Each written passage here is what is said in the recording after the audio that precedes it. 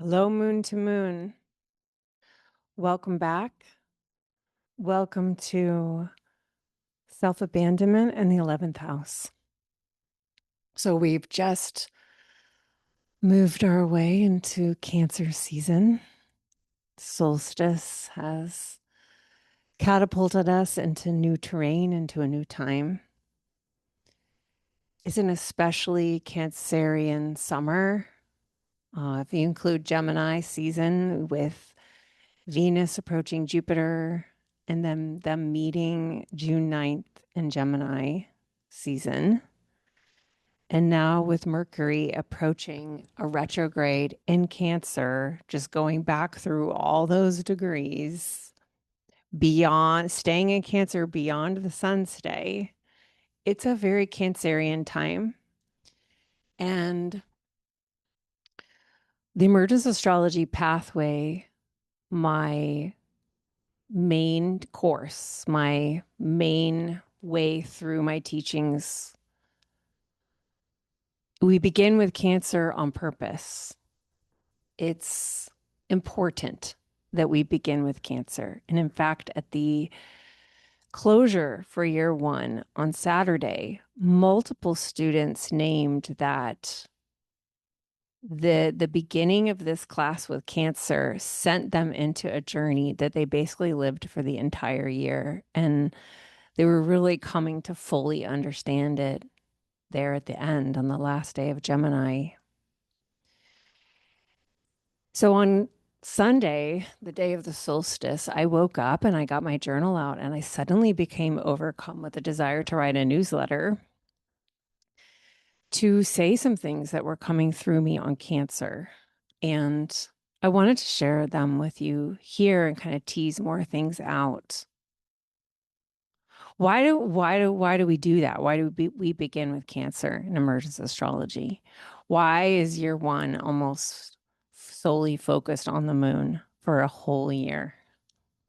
The moon that rules Cancer. It's a big deal. It's a big deal to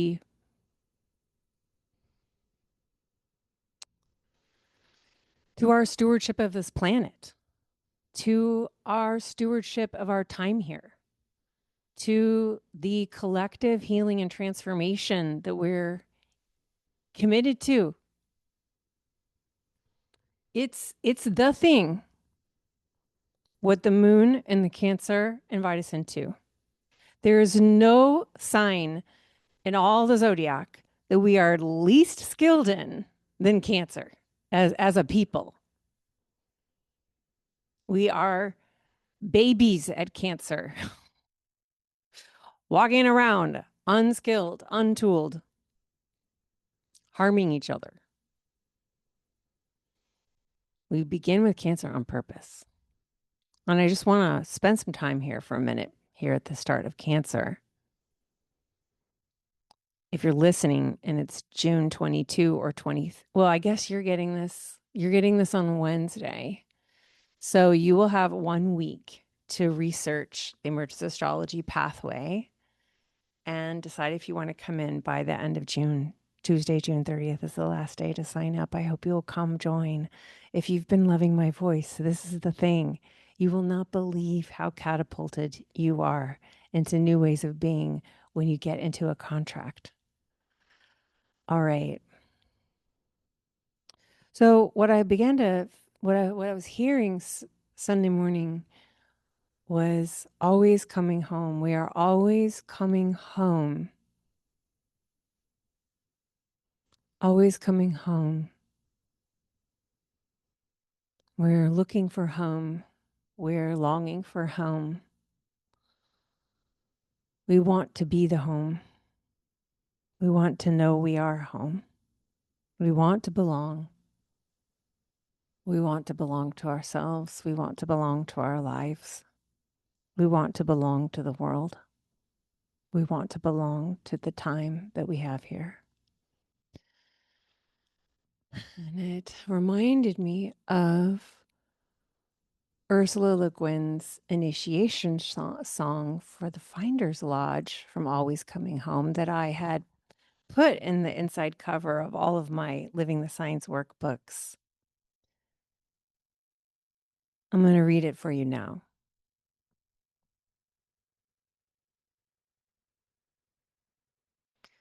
Please bring strange things. Please come bringing new things. Let very old things come into your hands. Let what you do not know come into your eyes. Let desert sand harden your feet. Let the arch of your feet be the mountains. Let the path of your fingertips be your maps, and the ways you go be the lines on your palms. Let there be deep snow in your in-breathing, and your out-breath be the shining of ice. May your mouth contain the shapes of strange words. May you smell food cooking you have not eaten. May the spring of a foreign river be your navel. May your soul be at home where there are no houses. Walk carefully, well-loved one. Walk mindfully, well-loved one.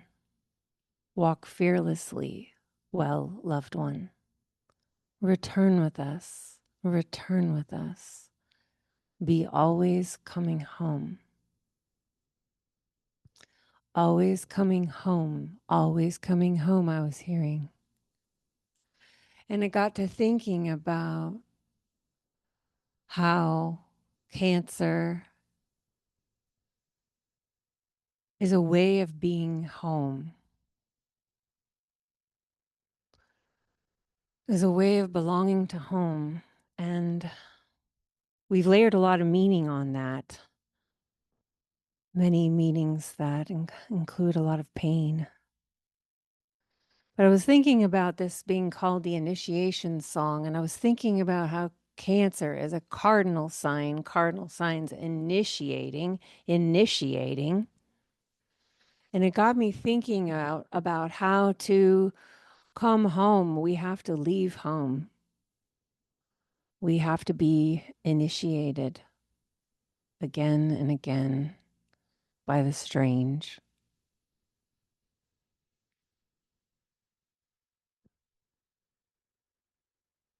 May your mouth contain the shapes of strange words.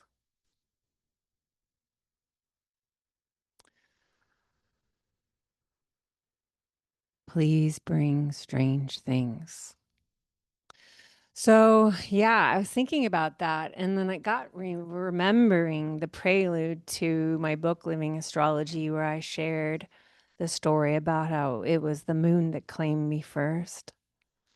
It was the moon that claimed me first. And what I heard from the moon was the words, "Come home." I wrote in my book, the moon's first lesson was an invitation to slow down and tune in to my inner voice, something I'd been terrified to do. Why?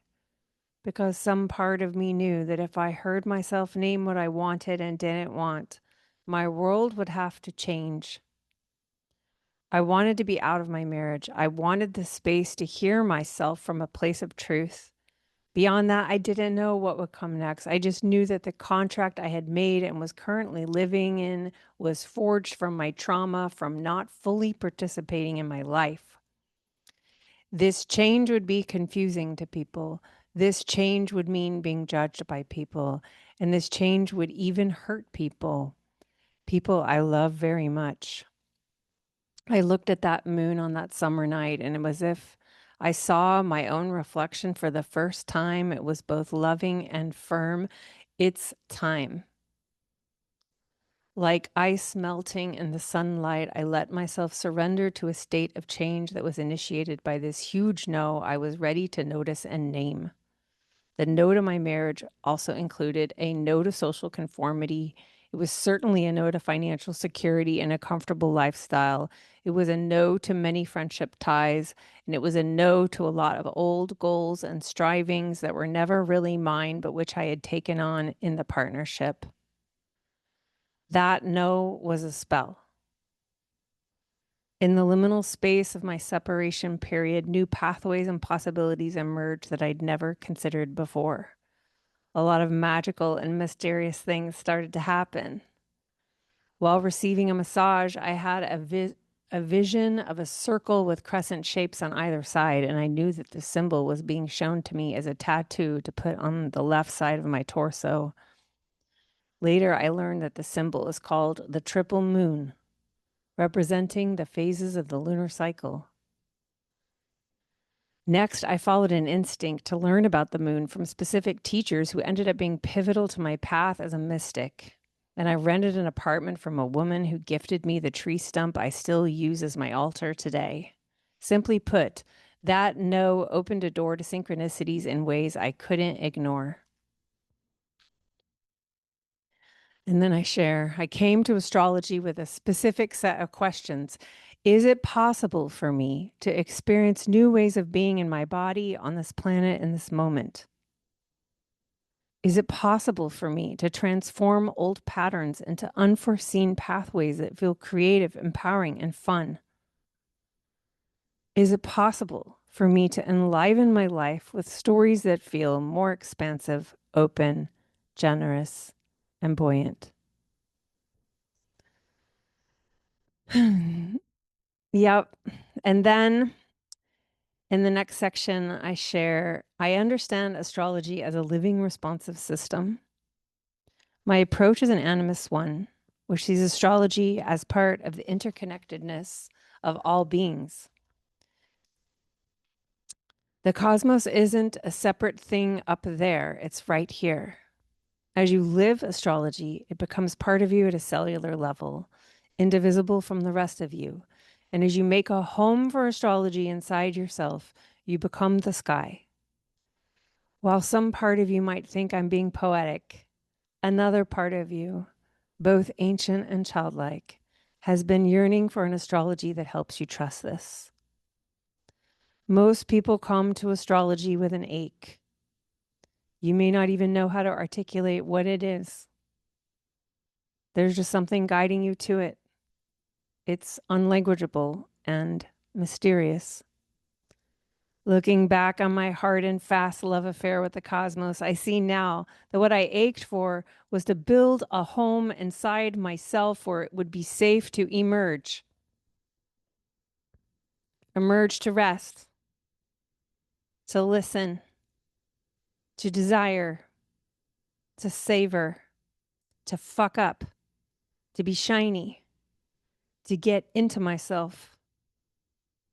Where it would be safe to emerge as enraged, to not apologize for my boundaries, to be messy, to not know, to say no, to grieve, to do things queerly, to change my mind. Astrology didn't just help me build a home, astrology is the home.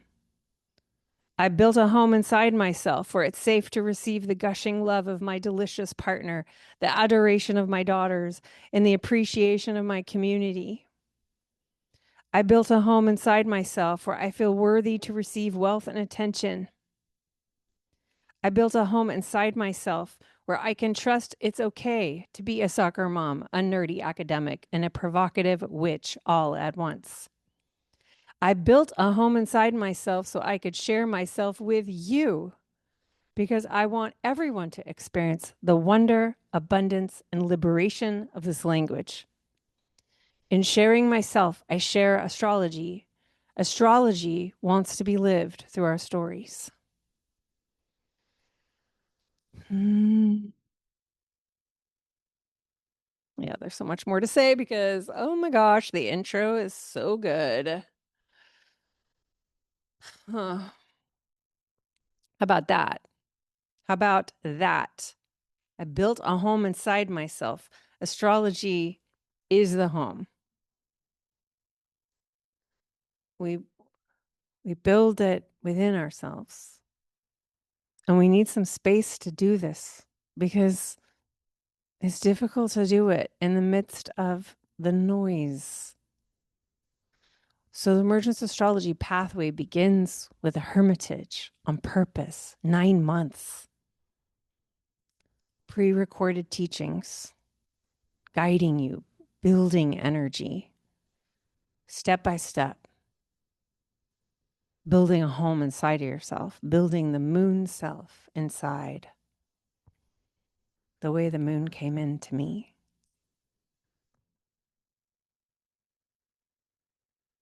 We've been exploring self-abandonment in this series, and one of the things we've been speaking to as self-abandonment is this sense of self not in house, the house of the self, living your life, speaking, making choices, navigating relationships, navigating desires, navigating anything that comes up, disappointment, navigating it from a home inside that's made of everything, the cosmos, the circle of animals. The zodiac means the circle of animals. The circle of animals is the swaddle that holds us. We are attaching to a new mother. It is the night sky. Nuit, the night sky, the sky mother, helping you to reattach with skill, with love, with compassion, connecting to what wants to talk to you on the other side of mystery, on the other side of the visible realm. What is that for you? I couldn't know. I only know what I feel for me. I'm guiding you to their voices. Who is they? That's for you to live into. They is very mysterious, but it was they who spoke to me through the moon. It was they who guided me to these teachings. It is they who support me in reaching out to you right here in this very moment, in the space between us. It is they who help me build the doorway that I'm inviting you to walk through. The Emergence Astrology Pathway. This is the time. This is the door. This is the path. If you want to trust in this to support you in what you're longing for,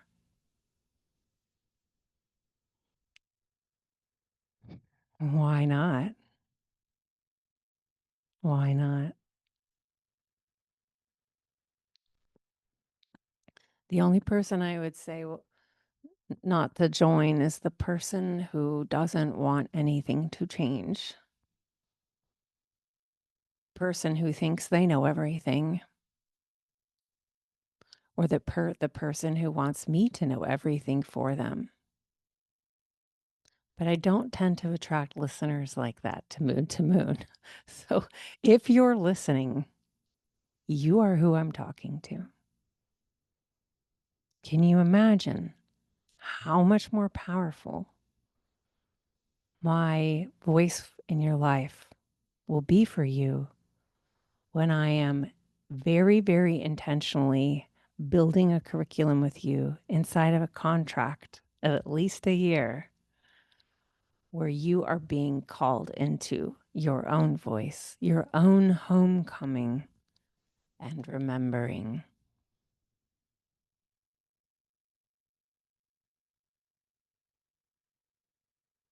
I can't wait to see all the names that show up. I'm already very moved by who's come in.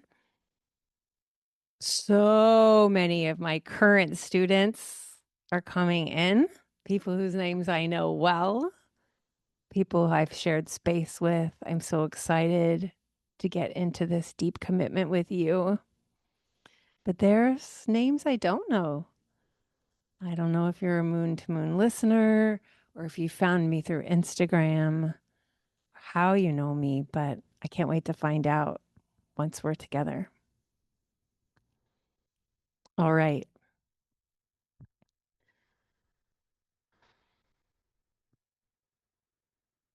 I really feel that the 11th house is, gosh, I sure say this about every house, but the 11th house is a really big deal. It's a really big deal because you can get into this house in authenticity, in big spiritedness, in truth, in huge heart. You're going to live an abundant life. You just are. You are. I say that as someone with a lot of fortune in my 11th who like kicked it into action after the moon started to speak to me. That's a topic for another day. But since the ancient, the 11th house is known as the house of good spirit. In our modern astrology world, we talk about it as our community, the networks that we have, our patrons, our groups. I like to say it's those we constellate around us in our shared hopes and dreams for this world. You'll find people there who have your interests. It doesn't follow that these people are your like one-on-one contracting friends. Maybe you bring them into your seventh house, but the connection is really being made because of a guiding shared something. And you gather because whatever it is you're constellating around matters to you, whether that's like a country club status or a Bible book club, gardening club, like we have all kinds of interests. And this has been such a profound one for me because, I just never thought of myself as a community person. I just never did. Oh my gosh. I was always such a loner. Um, I never really felt safe around other people in groups. It didn't work well for me in school. It was quite hostile and painful and isolating.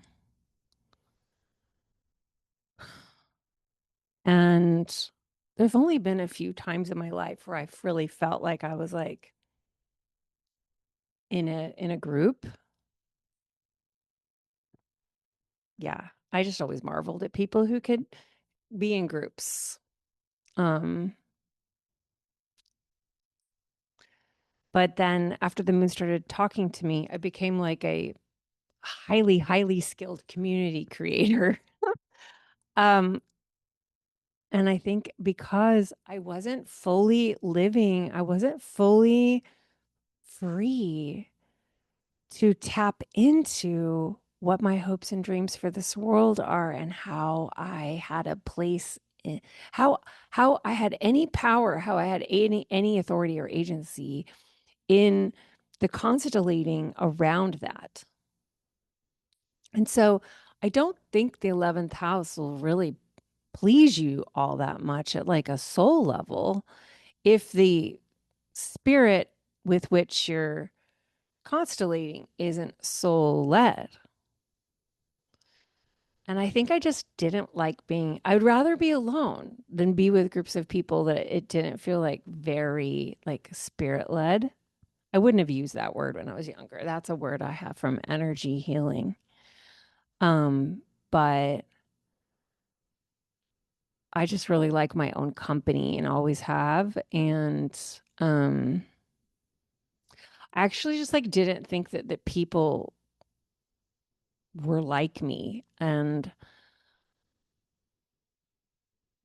that the thing that I might bring to a group, whatever it is that I value, would is persistently unseen.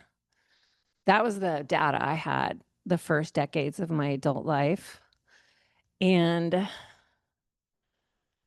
so I always like had my one-on-ones that I felt safe there, but then, like in the group, it was sort of like, oh, I don't know how to be here. Um, in my weirdness. um, and I also just like didn't know how to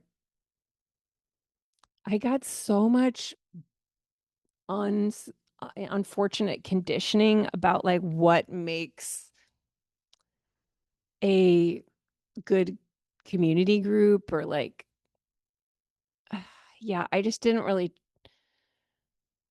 I didn't trust my way. So it was really when the moon started to talk to me and I started to be like very called. I was very called to um bring my voice into the world after my hermitage period because I at first I went into a hermitage, which is why Emergence Astrology Pathway begins with a hermitage. I went into a hermitage where I like very rapidly was rewiring myself with the moon especially. Um it was like a time where I didn't really trust in humans, so I was just in deep tutelage with or apprenticeship with the moon. And once I felt ready to come out of my shell space, I call it, I I felt extremely called to share my voice, like called in a way that melted my fears away. Like whatever might have previously terrified me about all that, there was really like not that much fear because whatever amount of fear there was, I was like rapidly taking care of it through my work with the moon, which is what I'm teaching you. And I just started to get so clear on like what I need to be saying with my mouth into the fields, like a wolf howling, trusting that people are going to hear this and they're going to come and I'm going to constellate. And that happened all very rapidly, and then it turns out that everybody like really loves each other, you know, the community constellates and people are just really like surprised and um in wonder at like a group of people that talks like this, that's like wants to contemplate like this, that wants to ask these kinds of questions where I can say my deep, profound things and everybody's just like really celebrating that. And I can just be really real and I can be really authentic. And my titles and categories like don't even matter here. Yes, that's what I'm constellating. Like, uh-huh. But like, I didn't know that was gonna happen. I just was called to send my voice out.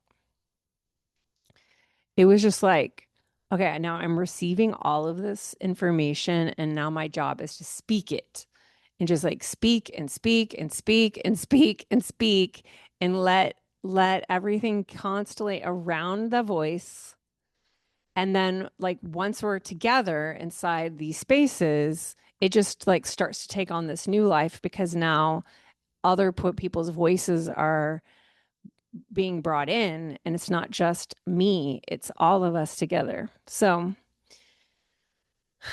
I think that, you know, we self abandon with the 11th house like so innocently because, especially when we're, you know, we have all these authenticities and we have these heart yearnings and we we don't believe that they will be received. You know, we don't believe that they'll do the constellating. work with us. So it's like, okay, maybe if I, it's like instead of allowing, here we go. Here, here's the thing. It's called the House of the Good Spirit. I take this spirit business extremely literally in my from my mystical perspective. It is a spirit. There is a spirit. Are you connected to it? I got super connected to the spirit of my 11th house. And that spirit is how I see it. Like this is a spirit that like lives in my aura that is very connected to my astral self. Just to be like I'm just letting you in on what it like looks like to me energetically. Um and they my astral body and my 11th house spirit, they are very busy um in the on multidimensional planes, um connecting with other people's spirits and astral bodies and bringing us together. That's how it feels. There, I said it. I feel that very literally. That me showing up and like, okay, I got my promo schedule, I'm gonna like write these newsletters and I'm gonna do the podcast and I'm gonna write newsletters. But that the human me that is in devotion to like it's important that I continue to be loud about this so that those who are like, oh, they're like, what? Like through the noise, they're like, what's going on, Britain? And they're able to identify that there is in fact a doorway, right? This is what I've been doing the whole time. Moon to Moon, the podcast, is also a doorway. There are these doorways. And my human role is to be like, Britain, we're going to create some containers of time and space this week where we're going to get very loud because it's a noisy world out there. And I'm helping the people coming see that there's the doorway is there, the doorway they want. They want this doorway, right? But at another plane, I also know that my 11th house spirit and my astral body are also doing a lot of magic. And they are out there chatting with people. and they're doing things to help make sure that those who are meant to be here get here, you know? Cuz like that's the 11th house spirit is real, and there are so many people on planet Earth who have 11th house spirits that sing similarly to mine, not in every way, but in a way that has to do with emergence, the ways of being here on planet Earth in the body. Matriarchy is already here. Feeling more means feeling more. Um, like really coming into magic and living here differently together, building the future now. And our 11th house spirits find each other. And I think that that's why when you come into my space, everybody's like just so jazzed to be together, they discover, because the resonance is so magical. And that was from something kind of beyond the logical mind, It's the 11th house spirit. So I think that the more we feel self in house, self in house, the more we're in tune with our multidimensionality these different parts of us that like really have these dreams and like really, really, really, really like want to make it so with other people, like let's get together and do this. Let's get together and do this. And um so that's like the more you are very attuned to yourself and you're very attuned to your magic and you're very attuned to your mysticism, but more than anything, you're very attuned to your heart, because it feels like the heart is really the compass for the 11th house spirit. Like, tell me what breaks your heart, and I'll tell you um, where your 11th house spirit's wanting to go. Because there's some part of us that's like, I want the world to be different than that. I'm going to I'm going to gather together with people to create the world that I believe exists if we make it together. And this is a very childlike part because it's a part before we learn to self-abandon. It's a part before we learned to um, be like, well, that's not possible. Or before we start to say things like, nobody understands me. I don't have a community. Um, yeah, like once we start to be wounded in community, it's very difficult to listen to your 11th house spirit because it's like, what's the point? And of course, there's intelligence to the self abandonment because we had actual evidence of not fitting in or whatever the experience was, being ostracized, being bullied, being shut out, not being held when you went through change and your community not allowing you to continue to evolve. Like we all have these experiences so that the self-abandonment has intelligence. And at the same time, in order to really get into your 11th house spirit, you have to have a part of you that's kind of still delusional and like, but I'm not giving up on magic. I'm not giving up on my imagination. I'm not giving up on humans. I'm not giving up on humans. So there's a big one. I'm not giving up on humans. How does that land in your body? I'm not giving up on humans. I bet I'm going to find people who want to do this with me. I don't know where they are, but I'm going to sing the song of my 11th house spirit anyway about the world that we're building together.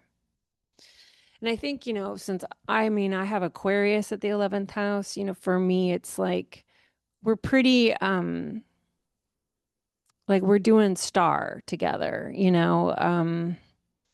it's like we have a job. We have a job here. We have an assignment and we're getting busy with it. And it's like it got a Saturnian focus to the current of building the world. So matriarchy is already here. It's a movement. Um,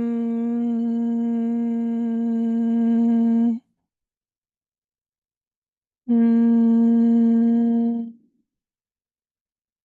me see if there's anything else. Ooh, ooh, ooh.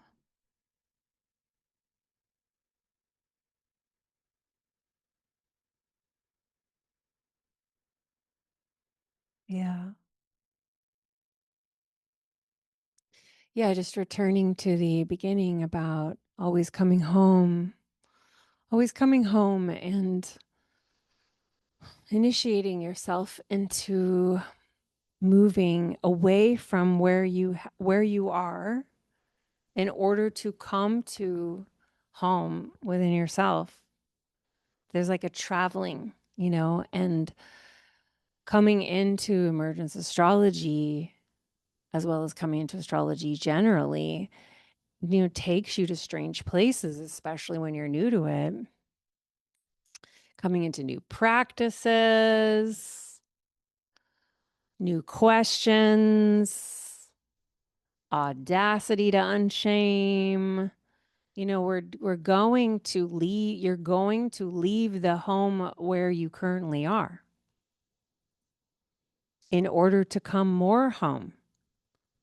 Build that home inside of yourself where you're safe to emerge, however you are. And the pleasure of the pathway is the people, you know? It's the humans, the restoration of wonder, pleasure, enjoyment, delight in people. Sitting with people where their charts are involved, sharing vulnerability, making it okay for people to speak deeply and authentically, saying the true things, the true things. This is the kind of community I'm talking about. This is the community. All right. Thank you so much for listening. I'm going to invite you to write a rating or review if you have never done so. If you enjoyed this episode, I would so love it if you could write something to let me know, or send me a DM, or make a comment on the post of one of these episodes on Instagram. I'm so grateful for your ear. Thank you so much. Sending out a big hug. Cheers.